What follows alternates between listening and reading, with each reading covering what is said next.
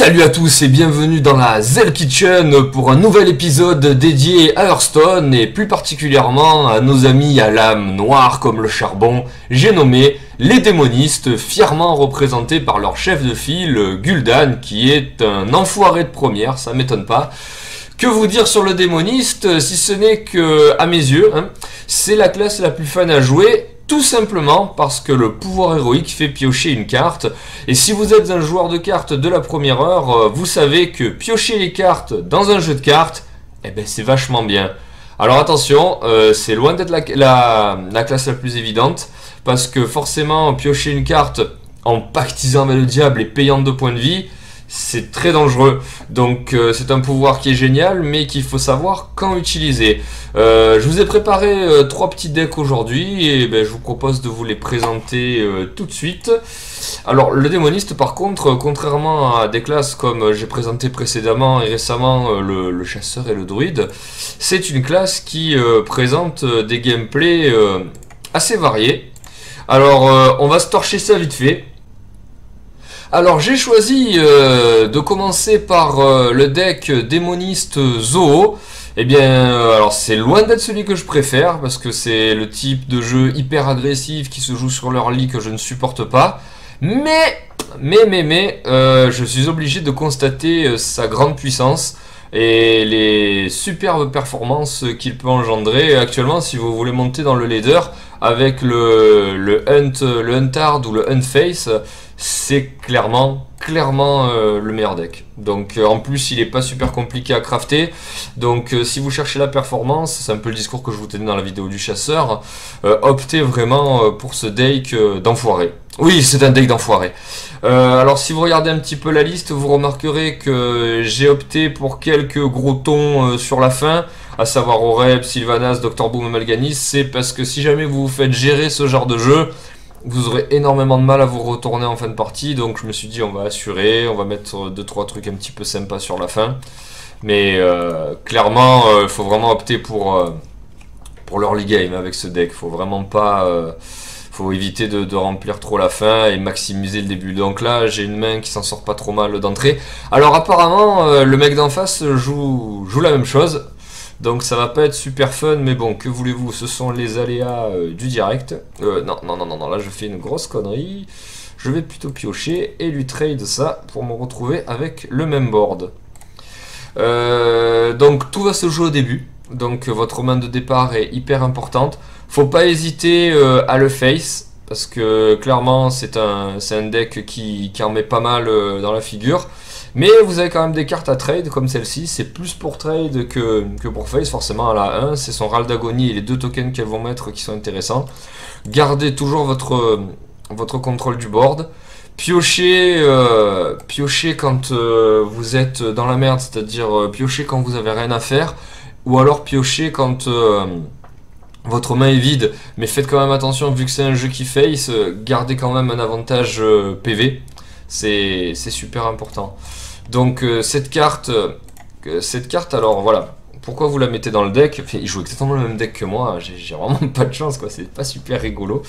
Cette carte, vous la mettez dans le deck pour invoquer ce genre de petits mignons, parce que du coup ça va vous l'amener directement sur... Ouais, mais c'est un mirror match, quoi, c'est vraiment dégueulasse. Ce genre de va vous amener directement cette carte sur le board sans la pénalité des cartes défaussées, ou vous amenez Mal'Ganis, et là pour le coup c'est super intéressant. Là en fait je suis obligé de lui face Oreb pour garder le contrôle. Par contre voilà, fort de ce que je viens de vous dire, surtout ne lui pétez pas cette carte. Ça vous serait, ça peut justement vous faire venir le garde finesse ou vous faire venir Mal'Ganis prématurément, donc laissez-la venir vous taper. Et voilà quoi. Donc ouais, c'est vraiment pas le top là pour vous montrer.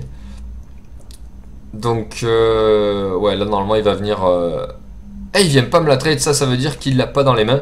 Je vais pouvoir lui cogner dessus comme un sourd.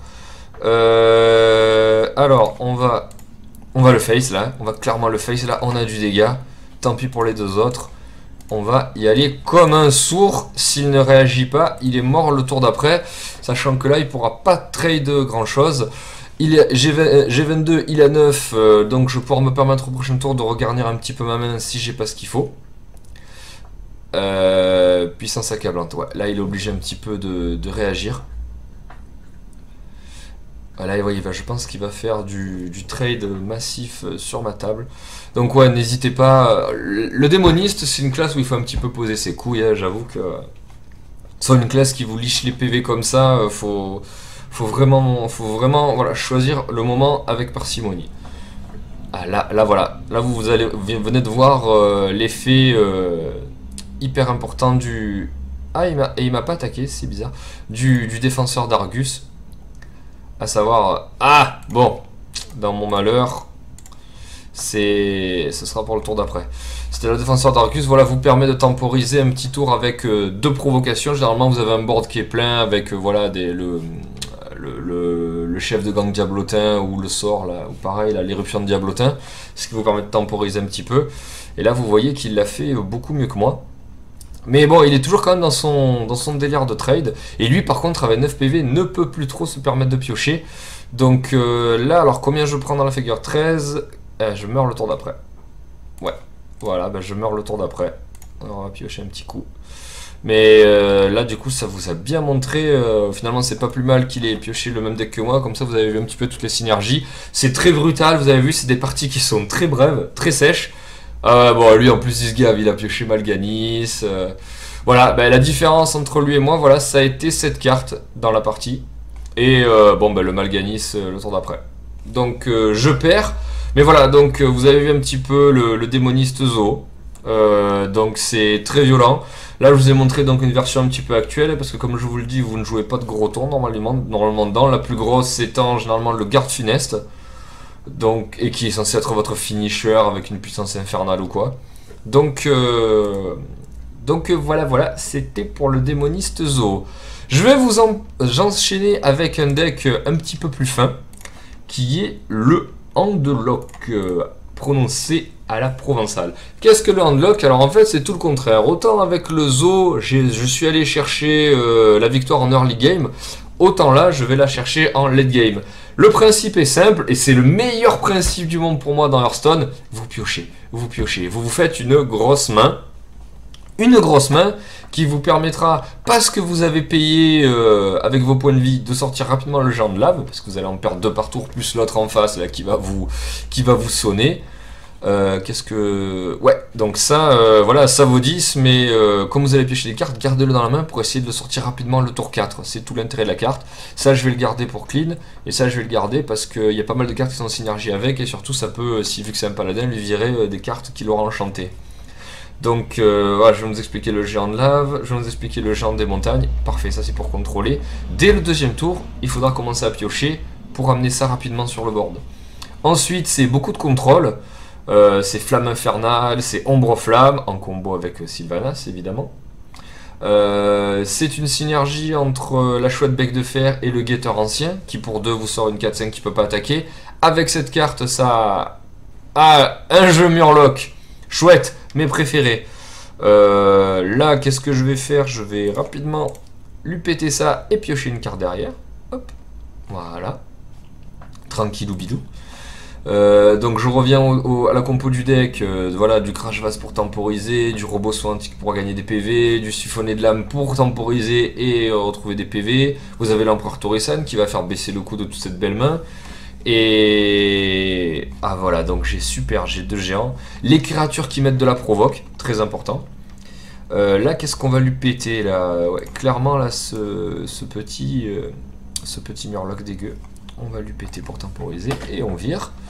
On continue. Donc là, vous voyez que là, c'est un paladin Murloc. Ça va donc être une vague assez chiante à gérer. Mais j'ai les cartes qu'il faut dans les mains.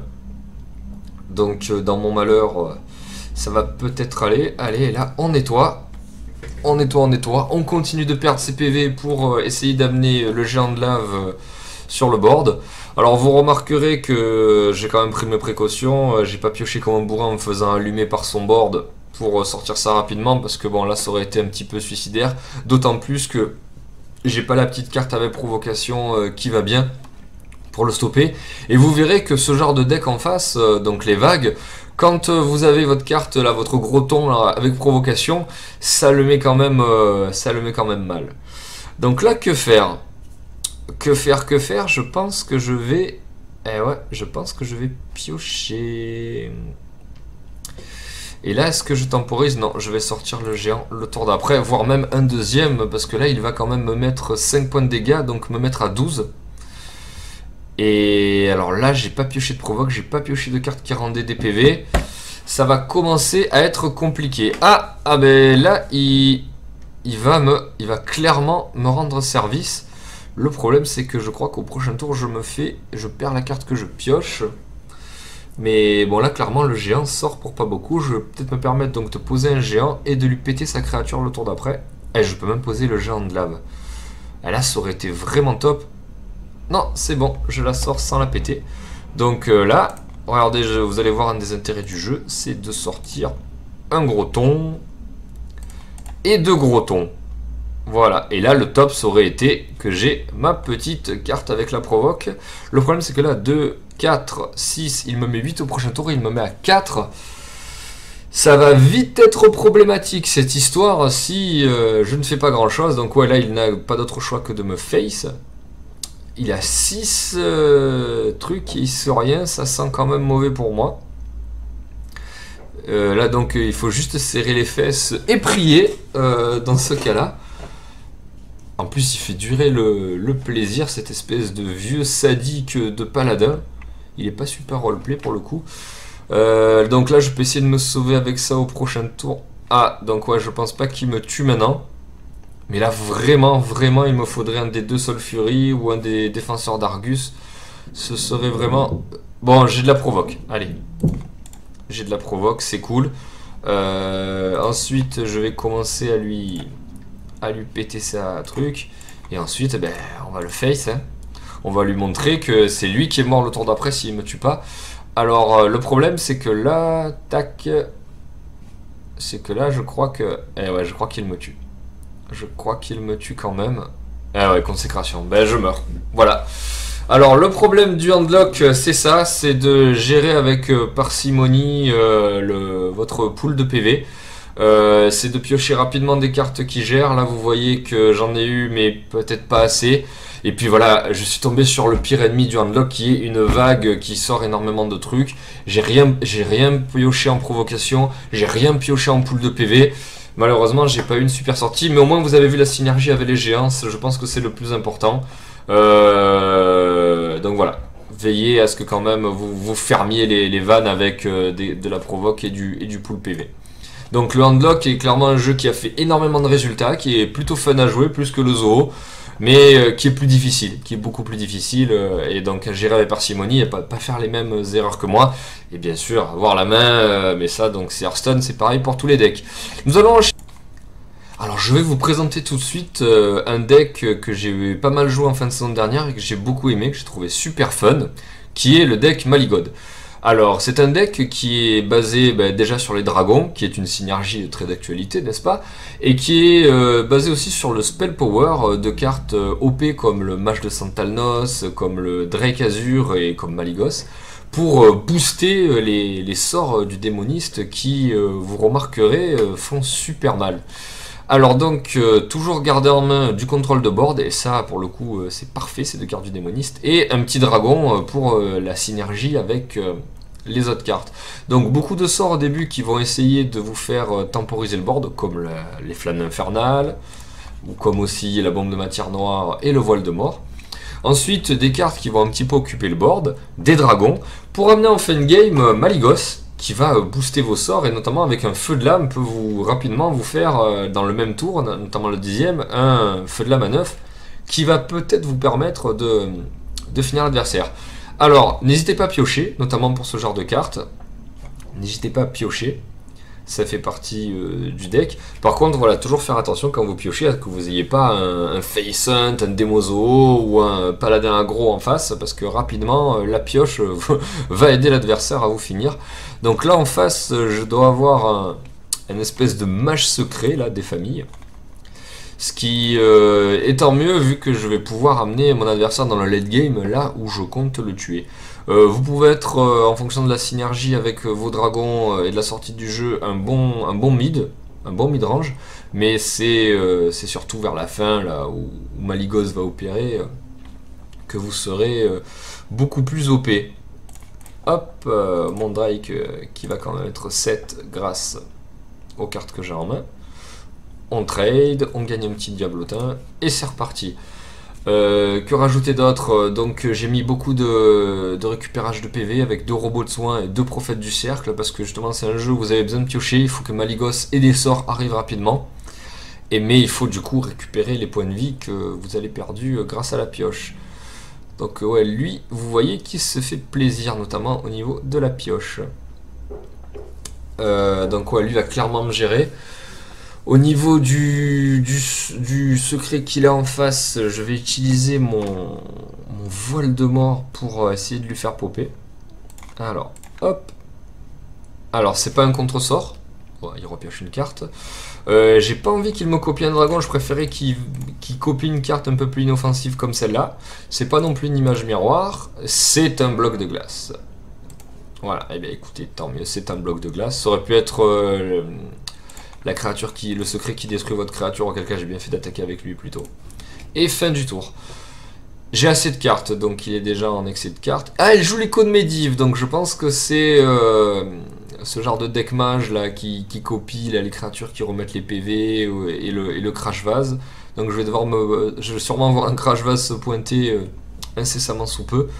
Donc ouais, comme match-up, franchement ça me va. Voilà, ouais, c'est un mage givre tempo. Ça me va, c'est beaucoup plus sympa à gérer qu'une vague. Alors là, est-ce que je peux lui détruire? Non, je ne pourrais pas lui détruire son hospice funeste. Du coup, ben, on pioche et on attend. Voilà, bisous, rendez-vous au prochain tour. J'ai suffisamment de trucs dans les mains là pour le réembêter. Voilà, donc quand vous voyez en face, vous avez des cartes comme ça, ne remplissez pas votre board de façon inconsidérée.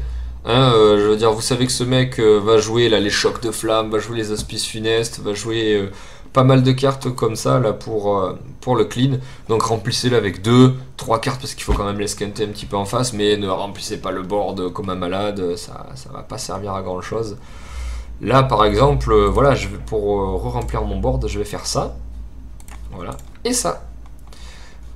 Donc son Torisan il va encore le garder un tour, hein, ce qui avec la main qu'il a ne me rassure guère. Mais bon, il faut un petit peu contre-attaquer. Là donc je lui ai mis 3 PV, ce qui le met à ma merci de mon corrupteur de l'aile noire dès le prochain tour, qui rentrera en synergie avec ce dragon et donc pourra utiliser son pouvoir. Qu'est-ce qu'il me fait en face? Ce qui est génial avec les magifs, c'est que c'est des parties qui durent longtemps, parce que bon, le jeu se veut un jeu de gestion, mais parce que le mec réfléchit pendant 1000 ans, et on est obligé de le regarder, voilà, jouer ses cartes, réfléchir, c'est d'un plaisant. Voilà, le choc de flamme, utilise-le juste pour ces 2-3 trucs, c'est très intelligent. Voilà. Ça par contre, voilà, il a clairement fait, voilà, il avait 30 PV, il avait 2 points d'armure, c'était pas obligé de lâcher tout ça pour ces 2 petites cartes. Bah écoutez, je pense pas qu'il est super bien joué. Moi, je me remplis un petit peu, voilà, toujours, mais avec parcimonie. J'ai 27 PV, j'ai ça dans les mains, donc je vais pouvoir piocher en cas de besoin. Lui, il a sa main bien pleine, il a toujours pas perdu de PV. Donc, il est bien aussi, donc nous allons pouvoir faire avancer. C'est une partie déjà plus plaisante que celle d'avant, donc c'est cool. Voilà, prends ton temps mon gars, c'est une vidéo, moi du coup je suis obligé de parler de meublé parce que tu joues pas, espèce d'enfoiré. Ah il pioche, hein. Ah ça il pioche, lui je pense qu'il sera à la fatigue, ouais bien avant moi, ce qui n'est pas pour me déplaire. Même si je pense que moi à tout moment je vais me manger une Alexstrasza et que le tour d'après je vais me prendre une explosion pyrotechnique. Ou alors, vous savez, là, la carte où il givre et ensuite il te met 2 javelots de glace. Je vous connais par cœur, les mages. Ah ben niveau AOE, forcément, il a été servi. Qu'est-ce que nous allons faire de beau? De beau, un petit Dr Boom. Comme ça, tu vas être encore obligé de trade encore plus. Hop, et je pioche. Ouais, mec, je me permets de piocher. Alors, bah écoute, je t'invite à cracher ton deuxième choc de flamme. Hein, comme ça, au moins, tu me foutras la paix... Les tours d'après, j'ai encore de quoi me remettre des cartes sur le board. Hein. Ah, là, si tu commences à trade à la boule de feu, ça veut dire que t'as plus trop de quoi faire. Et le prochain tour, tu vas commencer à te manger des quiches. Ah, un secret. Chouette, chouette, chouette, un secret. Alors, et maintenant? Alors déjà, nous allons un petit peu voir c'est quoi ce secret. Ah ah. Alors, est-ce que j'aimerais plutôt qu'il me contre ça? Ah, c'est pas un contre-sort non plus. Donc voilà, c'est pas un bloc de glace, c'est une image miroir. Et alors là, l'image miroir, il faut faire attention. J'aimerais bien qu'il me copie par exemple mon robot de soins antique. Donc je vais piocher. Ah ben voilà, tu vas me copier ça, tiens. Voilà. Comme ça, je reprends mes 3 PV. Et c'est pas une image miroir. Donc j'ai envie de vous dire que c'est tout simplement le bloc de glace qui lui permettra de miss létale. Ben voilà. Donc je peux jouer mes cartes tranquillou sans craindre les contresorts ou l'image miroir. Voilà, bon ben ça c'est réglé. Il a plus de choc de flamme, donc je peux sortir mes cartes tranquillou. Il restera peut-être juste un blizzard, une hospice funeste. Ben, voilà, on le sortira peut-être voilà, 2 par 2, tranquillou. Ah, un deuxième secret. Un deuxième secret. Qu'est-ce que cela peut bien être? Là le problème c'est que je peux pas me permettre trop de... Je vais donc sortir celle-là pour piocher une carte. S'il me la copie, je vais lui péter après. Non, toujours pas. Alors est-ce que c'est un contresort? Après voilà, les contresorts, j'aimerais quand même garder mes trucs un petit peu pour Malygos. Bon, bah je vais en jouer un deuxième. Hop, pour un petit peu rendre mes sorts puissants. Et voilà, et on arrête. Donc le dragon ne sera pas dégueu là au prochain tour. Là voici, quand Malygos va arriver, là je vais tellement l'esquinter avec mes sorts. C'est assez génial. Là par contre, donc c'est pas une image miroir, c'est sûrement un contre-sort ou peut-être il a sorti un deuxième bloc de glace. Oula, mais qu'est-ce qu'il a dans les mains pour commencer par une boule de feu? C'est... Ah, Oreb. Alors là, Oreb c'est une belle saloperie hein, quand vous jouez ce jeu, c'est vraiment le truc qui casse les pieds au plus haut point. Alors on va sortir mon dragon. On va piocher une carte, hein, voilà, histoire qu'au prochain tour le robot de son antique soit un petit peu obvious. Et on va le taper. Est-ce que je me permets de lui péter son Oreb? Je peux pas. Je peux pas, je peux plus. Eh ben c'est parti. Ah non, non, non, en plus j'ai mon combo qui est sorti là. Donc voilà, un combo qui est génial. Donc c'est Sylvanas qui clean le board au niveau de 5 avec l'ombre flamme. Que je vais, je pense, me permettre de sortir au prochain tour. Pour essayer, voilà. Ah, c'est le Mage Handlock. Oh, quel beau combo. Quel beau combo. Respect, total respect. Ah oui, bonjour. En plus, il se permet un petit peu de me troll. Pas mal. Non, vraiment... Vraiment pas mal ton combo. Oh là là, ce que je me suis pris dans la figure. Ah, il me gèle. Bah oui, sinon c'est pas drôle. Alors là, on va réfléchir un petit peu au prochain tour. Ma main est déjà pleine en plus. Ah ouais, là, il doit vraiment ruminer dans sa barbiche, se dire qu'il a fait un move de fou. Ah, bien joué. En plus, tant il a un contre-sort, donc il faut faire attention à comment on la joue. Et réfléchir. Donc le contre-sort, j'aimerais que tu le joues là-dessus, si c'est bien un contre-sort que tu as. C'est pas un contre-sort. Secret, voilà, c'est un dupliqué. Donc du coup, je vais pouvoir te clean tout le board, hein, et là tu vas être deg. Alors on va te péter ça. Voilà, et là t'es deg. Hein, et je vais même me payer le luxe de pas péter mes cartes. Et là t'es deg. Et là voilà, bon comme il s'est permis quand même là de taunt, voilà quoi. Je te le refais un petit coup. Là le problème c'est que vu ce qu'il a pioché, il peut recommencer sa petite mascarade. Remets-toi des PV. Ah ouais, mais là il va pas la recommencer parce que du coup il a... Oh, le géant d'ivre, GG. Alors là, qu'est-ce qu'on va faire d'intelligent? Je sais ce qu'on va faire d'intelligent. On va faire mon fameux combo. Mais on va lui péter d'abord son... Voilà. Hop. Et hop. Donne-moi ton Alexstrasza, mon ami. Hop. Et je te retonte un coup parce que t'as fait le malin hein, tout à l'heure.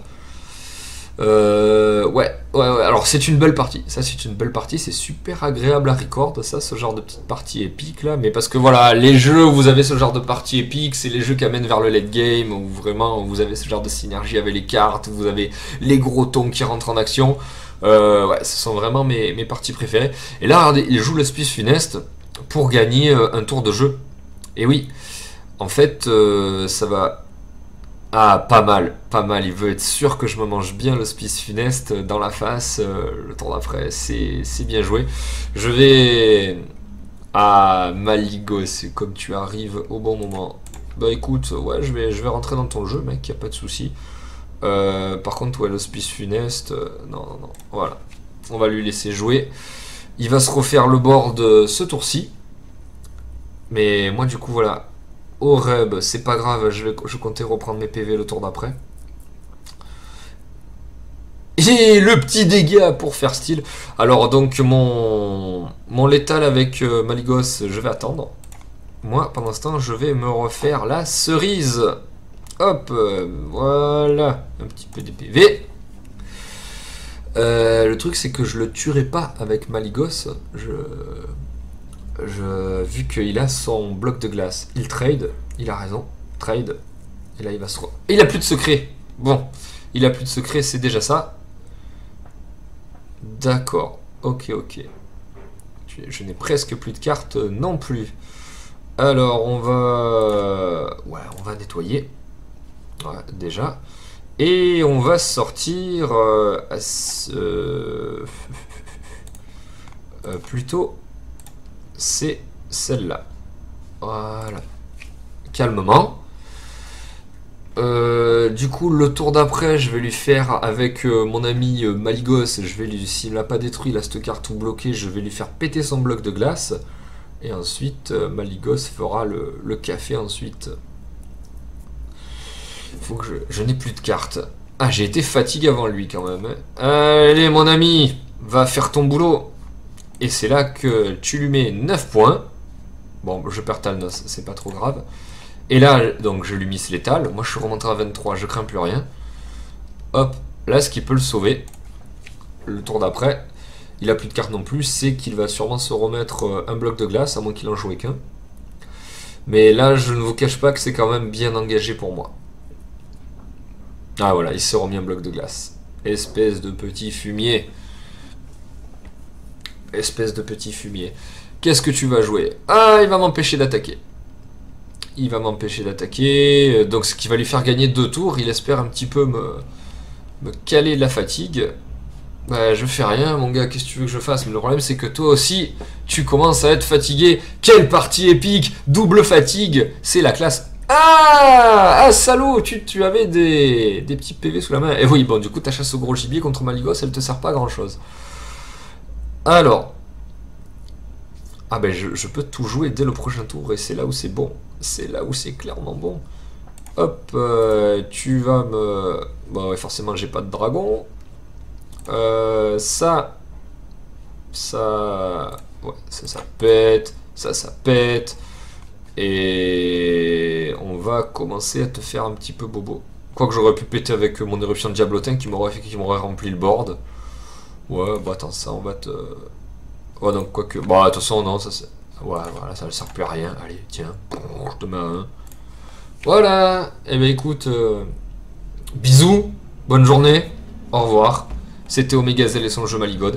Alors écoutez, là, c'était une belle illustration. Là, je suis assez fier du deck et de la partie qui a été faite. Voilà, c'était pour cette petite illustration du démoniste. Donc voilà, c'est une de mes classes préférées, c'est une des plus dangereuses. Je suis un petit peu déçu qu'elle ait été délaissée pour le grand tournoi, parce qu'à part le deck d'Estrier de l'Effroi, contre toute attente d'ailleurs, c'est pas la classe qui va être le plus sympa à jouer là en ce moment. Mais vous avez des decks historiques comme Landlock, le Demozo, et donc celui que je vous ai montré, bon, qui a eu moins de win rate, mais qui a resté quand même, qui a pu passer légende.